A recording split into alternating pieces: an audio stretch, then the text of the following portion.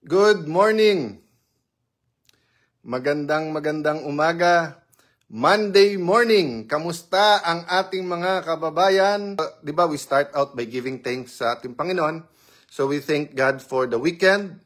We thank God for family. We thank God na kahit anong hirap ng buhay, lalo dun sa binabaha parate, na expose. Kasi pag may expose, ang kasunod sa pag-expose ay repentance at saka reform at saka renewal.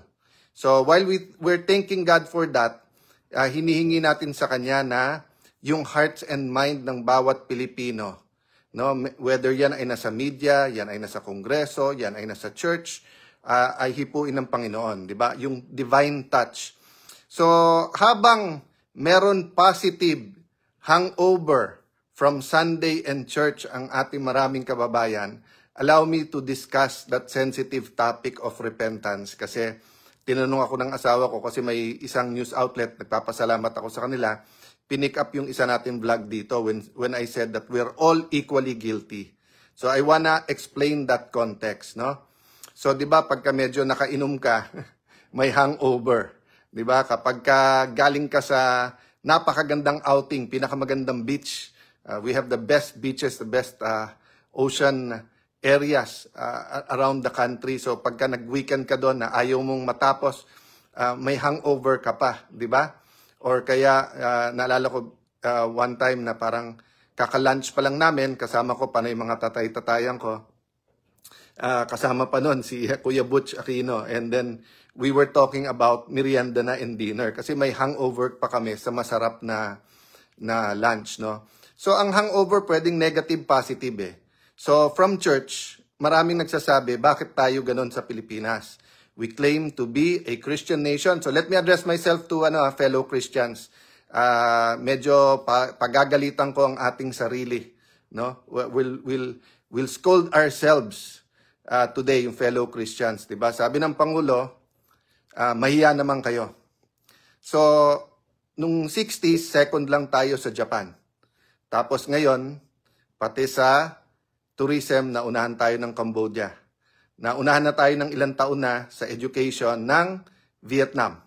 So, nung 60s, nung sinasabi parati ni President Erap yan, nung nangangampanya siya na ang Pilipinas second lang sa Japan, so tayo mas mayaman, mas edukado, mas maganda future, pina-search ko yon sa aking kaibigan na naging professor sa UP. May nahanap siyang study ng World Bank, kung hindi ako nagkakamali. At sinasabi nga na dahil ang Taiwan sa sitwasyon niya, ang Korea dahil dumaan sa gera, ang Vietnam dahil dun sa Vietnam War naman nung 70s, di ba?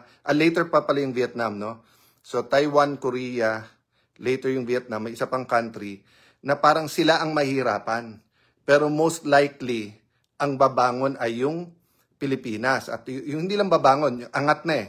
So tuloy-tuloy dapat. Ang nangyari po, pagdating ng mid-90s po, yung Asian crisis, 'di ba? Kasi nagra-rise yung Asian tigers, and then nagkaroon ng crisis. And then yun nga po, until the panahon ni Pinoy, we started yung ating economy, pero kaliwat kanan yung corruption issues.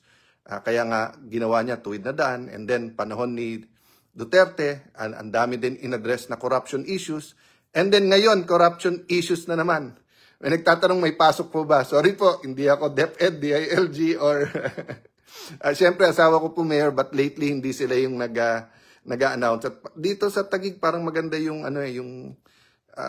hindi naman umuulan right now, no? But I think sa Laguna, maraming So, tignan nyo na lang, i-google nyo na lang po, para hindi ako magkamali kung may pasok o wala. Ayan. So guys, the context that sinabi ko, yung we're all equally guilty. Ito po. First context po, may binabasa po ako libro, African Leader siya. Ang sabi niya, nung nagpre-pray siya na dumami ang Christian sa kanyang bansa, sadly dumami daw. Ano na yun? Halo-halo na. Katoliko, evangelical, yung Baptist, Pentecostal, sa Katoliko, iba-ibang orders, di ba? Whether Opus Dei yan, Jesuits, etc., no? And then, nung dumami yung Christian, hindi nawala ang corruption, bumalik-balik ang problema ng corruption, kawalan ng trabaho, kahirapan, immorality and everything. So, parang gusto niya na sumuko. Sabi niya sa Panginoon, Panginoon, alisin mo na ako dito. Tinatagalog ko, in English of course, tong binasa ko. Basically, ang discernment niya, ang sabi niya, ang sinabi ng Panginoon sa kanya, you're getting frustrated, gusto mong sumuko, because you are fighting a spiritual problem with a political, you want to solve a spiritual problem with a political solution. Ulitin ko po kung ang problema political, ang sagot mo, politics din. Kung ang problema mo ay moral, hindi mo masasagot sa politics yon. Kung ang problema mo spiritual, kailangan may spiritual warfare ka rin. Di ba? So, that inspired me and that's what I've been helping out quietly or not so quietly the last 3 years, no? In transforming our nation. Polly Lavares, gising ka na. Mga hardworking nating mga kababayan. Ray Valles, dapat hindi ko pag-uusapan yung Senate presidency. Tignan muna natin kasi mas importante itong sinasabi ko. But don't expect any excitement. Yung nag-announce na baka may coup. Yung din ang nag-announce na may news, then may fake news. So, alam mo, dapat hindi tayo takot sa sarili nating anino. But on the topic muna tayo on topic muna. So ang sinabi i-share ko po yung libro at saka yung author para mabasa nyo rin. Manual po siya for transformation. Spiritual po ang approach niya, no? And then spiritual moral values. So basically, sinasabi nga niya na yung isang nation, pagka panay political reforms, economic reforms, social reforms, pero hindi nila ni-attack yung spiritual problems, meaning yung nation na yun may idolatry, pagmamahal sa pera, Diyos, ang Diyos pera, may spirit of poverty, of gambling, etc., di ba? Gaming, yung COVID, I'm not saying that yung sugal-sugal lang. So, kanya-kanya po tayo, yung iba naglilibang. I'm talking about yung alam na may addiction, katulad ng online, o alam na bawal uminom, tinutulak pa ito na walang tigil. So, yung pinababaksak talaga po ang dignity ng tao, yung boses sa kanyang tenga na wala nang mangyayari sa inyong bansa, corrupt kayo, ang mayaman, hindi kayo mahal, ang mahirap, ganito yan, ganyan yan. So, you know, those are the lies of the devil. The devil is here to cheat, to steal, and to lie, to cheat, steal, to kill. Diba? Okay. So, yung context po na sinasabi ko is that when a nation repents, ang ibig sabihin ng repentance, hindi lang yung mag-sorry ka. Lalong hindi yung sorry na huli ako. Ang ibig sabihin ng repentance, may deep consciousness, conviction na mali. Mali pag-iisip ko. So, about face. Babalik ta rin yung pag-iisip ko. So, kung pag-iisip ko, halimbawa, hindi naman ako nagsusugal At malaking pera yung online na sugal. So, itulak natin. Daan billion din yung revenues niyan. Saan ba galing yung daan billion na revenues na yan? Sa security guard, sa driver ng jeep, sa taxi driver, sa waiter. Diba? Bihira naman yung sobrang yaman na mag-uubos ng 50 pesos, 100 pesos, 2,000. Sa isabong, 60 billion a month. 60 billion po a month.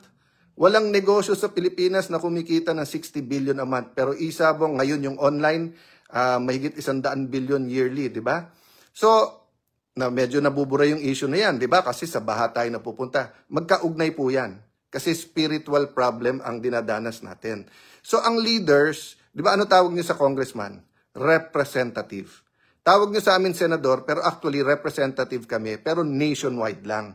Kaya nga district representative, di ba? Ang mayor nyo, chief executive, pero representative din nung city na yon.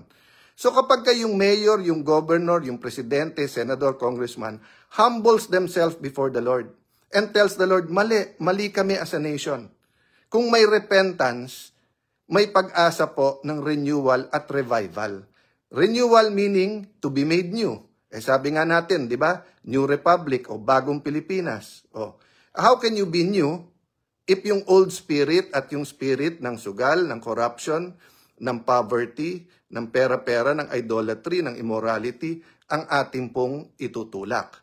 When I say we're all equally guilty, I'm not alone in saying that. What do I mean by that? I remember po, kung natandaan niyo po yung dating Chief of Staff, dati pong Secretary Angie Reyes, Nabilib po ako sa isa niyang interview kasi tinatanong siya, Secretary, mapapangako mo ba sa amin na never ka nagnakaw? Ano po sabi niya? Sabi niya, hindi. So napakinig din ako sa radyo, AM ang radio. Napakinig ako kasi either AM yun or TV, baka ANC, basta't, or DZMM, basta't one of those radio stations na, no, either DZRH, DZBB, no. So nung nakikinig nga ako, napakinig ako kasi bigla niyang sinabing ganon. So sabi niya ganito, sabi niya sa host, tignan mo sir ha, pag inuwi ko at may paperclip at ang paperclip ay binayaran ng gobyerno, hindi ba nakaw na yon? Tama nga naman, di ba? O, pag inuwi niya yung isang folder, isang bond paper, ginamit nung anak niya o ginamit niya sa personal, hindi ba nakaw na yon? Di ba? So, in a sense, inulit to ng aming kapitbahay na Christian mayor, si Vico. Sinabi ni Mayor Vico, di ba, na hindi niya ginagaranti na 100% graft-free ang Pasig. Di ba? I forgot if he said 90 or 99% ata. So, everyone has to admit that no one's perfect. Yes, there's an issue about contractors giving money. Tandaan niyo yun yung dineclare. Maraming tumatanggap sa smuggler, sa drug lord, sa illegal na sugal. Okay, tanggalin mo na yon. Yung tumatanggap lang po sa moral. Sa Amerika po, legal ang mga kumpanya magbigay. Sa atin po, illegal. Pero marami pong nagbibigay. Alam ng lahat ng politiko yan. Hindi lang inaamin at hindi lang natin inaayos ang ating sistema natin. So, what am I saying there, di ba? I'm saying, unless as a nation, we admit, Lord, mali kami. Di ba, tingnan niyo po yung sa Chronicles, di ba, sinabi, di ba, if my people, di ba, who call on my name, di ba, who come to me, kailangan may admission na mali tayo as a nation. Of course, iba pa yung individual guilt. Some people are more guilty than others. So, for example, nung sinabi kong vote buying, we're blessed in Taguig na nananalo na walang vote buying. Pero meron pong nagbebenta ng boto, may bumibili. Sa ibang lugar, napakarami. Sa ibang lugar, konti. Sa ibang lugar, may nag-attempt. That's why nagko-concentrate kami pag may halalan sa mga bagong lipat sa Taguig dahil hindi nila alam yung history at culture. Dati pera-pera ang politics dito, na bago na yon. Pero lahat ng serbisyo nakukuha nila. Di ba? So, kita nyo po, may nagpangalan lang sa akin, may tumitira na ulit ngayon. Oh, may narinig po ba kayo sa akin na tatakbo or whatever, di ba? Actually, in my life, 2 beses na inoffer sa akin yung Senate presidency. And in both cases, ako po ang tumanggi kasi hindi ko kaya yung cost. Di ba? Saka ko ikukwento sa inyo yun, but I can prove that. The first time was during Duterte's time na yung cost na pag pumayag ako at ako na siya, hindi ko kaya. Because it will be a betrayal kay President Duterte at alam kong mapapahamak siya. The second one, inoffer po sa akin, but it will be betraying my friend, Senator Cheese. Ang dami na namin pinagdaanan, magkakampi, magkalaban, so hindi ko pwedeng tanggapin, di ba? So, lahat ng news na to ay dahil nga gusto ng demonyo, confuse tayo lahat, siraan tayo ng siraan, we confuse everyone. So, iingatan po natin ngayon ang mga nagpre-preach na ako malinis, kayo marumi. Kami, may solusyon kami, kayo hindi. Di ba? Etong administrasyon na to, malinis, etong administrasyon, madumi. So, until we come to a point that we realize as a nation, our culture, our political, economic culture is biased against the poor, is biased towards corruption, is built on systems that if we don't change, ganun din. I saw kanina an article about DPWH, pre-martial law, or at least yung ministry, yung martial law, yung Ministry of Public Works and Highways, tapos yung ngayon, etc. Bakit walang pagbabago? Diba? Kasi cosmetic or konting reform, pero walang revival, walang renewal. What does revival mean? Diba yung viva or vivo, diba, means to live. Revival means pinatay mo muna, tapos binuhay mo muli. Minsan, kailangan mo patayin ang masama, tapos buhayin mo na yung tao or yung organisasyon na nagbago na. Diba? So, yes, we have to ferret out the truth. Dito lang sa usapin ng state witness, ang dami ng pinapalabas na hindi totoo eh.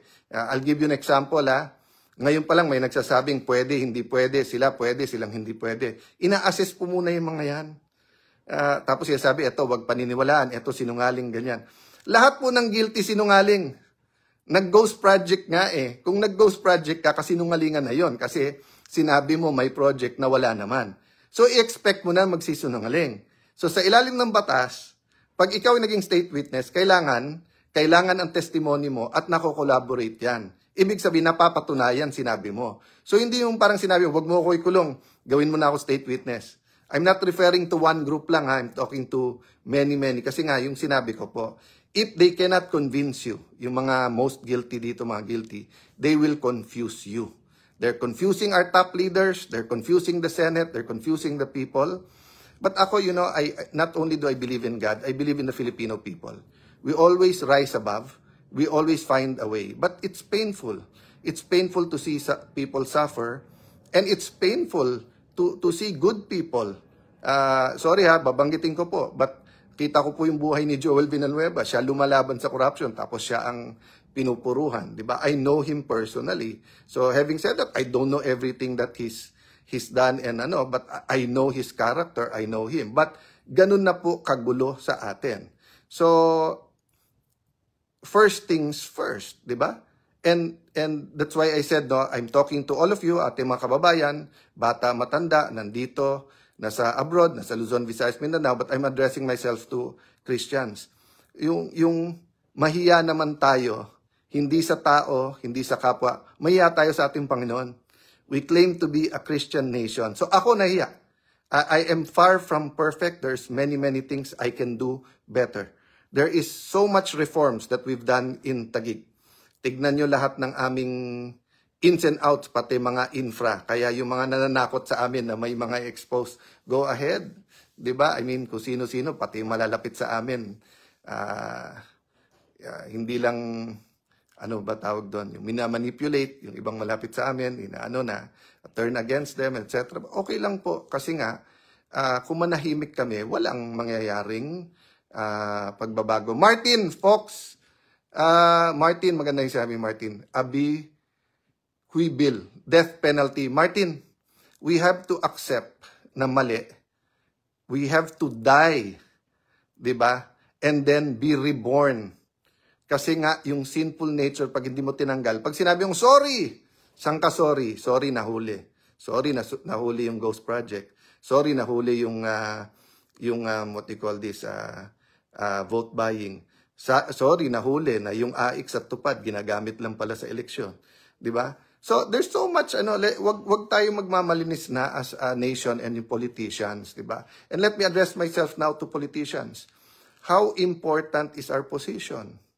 Diba, we all say pagpasok natin, we're doing this because we love God, we love our country. So now is the opportunity. Now is the opportunity to make self-sacrifice. To give all of us, give ourselves. So what kung next election, wala na tayong posisyon? Ang importante, magbabago. Diba? Kaya kita nyo po, iba ang kilos ng mga kabataan ngayon because hindi na nila tatanggapin yung sasabihin natin sa kanila.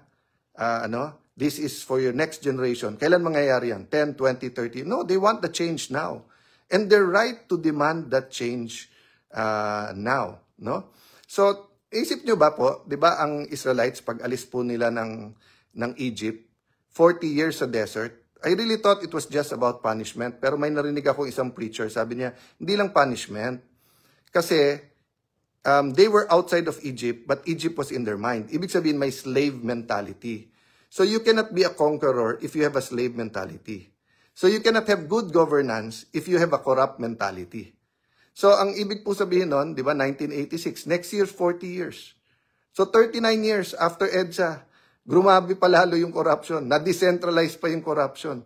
Pati yung ibang naglilinis, o necessary, eto malinis, may one form of graft or corruption din dyan, di ba? So parang ngayon, parang nag-aaway lahat. Corrupt ba yung Duterte or yung Marcos administration? Wala pang administrasyon sa Pilipinas na walang corruption. That's why we have to come as a people together. Yes, our justice system has to work.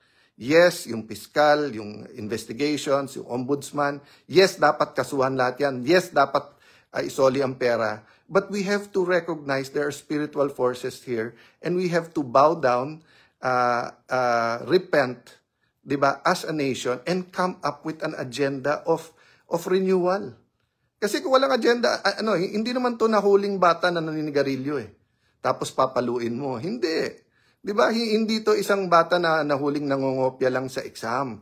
Ito po ay isang sistema ng corruption na embedded na. At gusto ng demonyo sabihin sa tenga, wala na kayong magagawa, nasa DNA nyo na. I refuse to accept that. Di ba? We have a God of renewal. So guys, sorry na, naging speech na. Kasi nga, di ba, nag-umpisa tayo sa self-governance. But I have to explain that context. Partly because binabali-bali yung sinasabi natin, but partly I got your attention if we don't address the spiritual side, di ba? So parang di ba pag nag-act out yung bata, so let's say may high school kang bata, biglang inom ng inom, tumigil ka na sa pag-iinom, tapos yun, tumigil, nanigarilyo, hindi umuwi, naglayas, pag hindi mo in-address, ano ba yung nasa puso niya?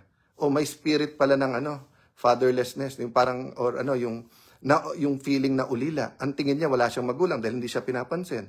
So, kaya umiinom. So, hindi pwedeng yung lagnat lang ang tignan natin. Kailangan tignan mo yung cancer. Di ba? So, kung gusto mo, ma-redeem, kung gusto mo, ma-renew, kung gusto mo, magka-second chance yung teenager na hindi mapunta sa drugs, hindi mapunta sa crime, you address the root cause. And usually, may spiritual, may moral, may relational side dyan. Di ba? But the relational side, yun nga, yung I do not adhere nung away-away, gulo-gulo na lahat. We can come up with a solution together. Pero yun nga, meron kasi talagang holier than thou. Kami lang ang tama, kami lang malinis, madumi kayong lahat. And then, let's admit it, everyone, mukhang 2028 is around the corner. Kaya medyo maging popular ka lang ng konti, may uupak na sa'yo. Kaya marami nagsabi sa akin, tumahimik na lang, go with the flow. Kaya lang yung opportunity for real national renewal. The opportunity for a nation-building agenda. An opportunity to show the young people, di ba? Na tayo who've been in politics the last 20, 30 years, we're not useless. You know, if we can't get our acts together, lahat tayong nasa gobyerno, we better pa siguro mag-resign and just give it to the younger ones and the new di ba? This might be our last chance to prove, both to God and to the younger generation, di ba, na we're here to guide, to lead, to cooperate, to collaborate, but to renew, di ba? So, wag natin i-underestimate po. Hindi lang yung galit, hindi po yung galit yung tinitingnan ko po, yung desire para sa pagbabago ng ating mga kababayan. So let's end with a prayer lang po. Lord Father God, we just give you praise and honor and ask you, Lord Father, for real repentance in all of our hearts. As all the sins gets exposed, we know, Lord God, that we can talk to you and you see everything. And by the blood of Jesus, we know that we are forgiven and healed. We want you to put us where you want us. We ask that we do what you want us to do. Raise up, Lord, every Filipino. Help our economy that they'll not be forced to go outside all over the world just to look for work and to be apart from their family. Lead us, Lord, Holy Spirit. Lord, whatever religion, whatever socioeconomic status, whatever job, whatever thinking Filipinos have, make this a time, Lord God, of gathering together, honoring you, and really a chance for national renewal. We ask this in Jesus' name. Amen. So again, salamat po sa lahat ng ating mga friends and family sa Facebook, kahit yung mga iba-ibang religion, at pasensya na kayo. Ayan, alas 3 ng umaga, 2:30 ng umaga. Sa akin, guys, pwede naman mag-co-chairman it's not unheard of, Senator Ping Lacson and Senator Marcoleta can co-chair and co-lead the Blue Ribbon hearing. We can create a special Committee for Good Governance at pwedeng dalawa silang chairman, di ba? Yun ang main issue hindi naman yung leadership lang So, ba't hindi mag-usap rather than magbanatan, di ba? So, thank you for the comments, guys. Nakakatulong. I believe that admission and repentance is not enough to change corruption. Change should start from our childhood, guidance to our family and school teachings like Japan. I agree naman, Raymond. Ang sinasabi ko lang, pag walang repentance, hindi talagang magbabago kasi pakitang tao lang. But I agree with you. Family, church, business, education, health, media, entertainment, news, science and technology, government, kailangan yung kultura talaga magbago. And I'm glad you mentioned Japan and I also mentioned then Singapore, no? So makikita nyo po na I'm not talking religion per se. Relationship with God, but yung siguro ang sasabihin ko, Raymond, why I agree with you, 'di ba? Kasi parang sinabi mong malinis yung isda pero sa Pasig River mo nilagay. Madumi. So ang sinasabi ni Raymond, kailangan from the start sa school, sa family, etc. 'Di ba? Yung kultura. Good morning everyone. God bless you. So pag-pray nyo kami sa Senate mamaya, as I said, don't expect any excitement, but pray nga na magkaroon ng path or ng agreement eventually how to address all of these issues, di ba? May ano kasi talaga, I mean, let's be frank with each other. May iba tina-target congressman, yung iba tina-target senador. Walang problema may target basta yung lumabas lahat ng katotohanan and be conscious na magkakaroon ng dito attempt to confuse, di ba? Pero hindi talaga pwede yung kayo lahat madumi, kami lang malinis. Walang mangyayari sa atin nun. Siguro one time I'll discuss with you bakit pwedeng parallel naman yung sa House, sa Senate at saka sa Independent Commission. But as I said, don't forget the other issues, di ba? Ang Hong Kong at saka Singapore, napaka-stricto sa vape. Sa atin ngayon, magiging epidemic yan. Tapos yung online gaming, daan bilyon na pupunta sa gobyerno, yun ay dapat sa negosyo, sa pag-aaral, sa health. Pero wala na naman pumapansin. Bakit po? Kasi nga nakatuon dito. So, that's a form of corruption. For me, that's a form of moral corruption that will last way ahead of the present corruption issues we're talking about. So, I'd like to say good night because I want to have a good night and to rest. But really, I know there's so much on our mind. So, guys, live by faith, not by sight, and trust God. Good night po.